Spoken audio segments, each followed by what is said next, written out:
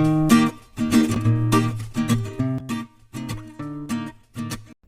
मी बनवणार आहे एकदम रेस्टॉरंट स्टाईल पण कमी मसाल्यात बनणारा काजू मसाला। कधी कधी घरच्या घरी काहीतरी स्पेशल खावंसं वाटतं ना, म्हणून आज हा छोटासा प्रयत्न केला। सगळ्यात आधी मी थोड्याशा तेलात काजू छान तळून घेतले, त्यामुळे त्याची चव अजून छान येते। नंतर मसाल्यासाठी 2 कांदे, 2 टोमॅटो सोबत 5-6 लसूण पाकळ्या आणि थोडंसं आलं घेतलं। कढईमध्ये तेल गरम करून कांदा छान परतून घेतला। त्यानंतर त्यात आलं लसूण टाकलं आणि कांदा छान गोल्डन होईपर्यंत भाजून घेतला। मग त्यात टोमॅटो घालून ते पण व्यवस्थित मऊ होईपर्यंत परतून घेतलं। आता दुसरीकडे 5-7 काजू मिक्सरमध्ये घेऊन त्याची स्मूथ पेस्ट करून घेतली। आता भाजून घेतलेला कांदा टोमॅटोचा मसाला मिक्सरमध्ये बारीक वाटून घेतला। कढईमध्ये तेल गरम झाल्यानंतर ही तयार केलेली मसाल्याची पेस्ट छान भाजून घेतली।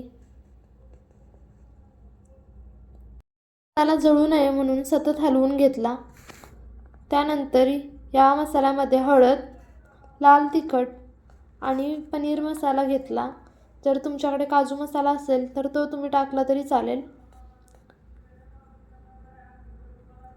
त्यानंतर चव वाढवण्यासाठी घरचा कांदा लसूण मसाला पण घातला। मसाला छान भाजल्यानंतर त्यात काजूची केलेली पेस्ट आणि थोडं पाणी ॲड केलं आणि मसाला व्यवस्थित शिजेपर्यंत छान हलवत राहिले। आता या मसाल्यामध्ये आवडीनुसार मीठ टाकायचं। जर तुम्हाला ग्रेव्ही जास्त पाहिजे असेल तर याच्यामध्ये गरम पाणी ॲड करायचं।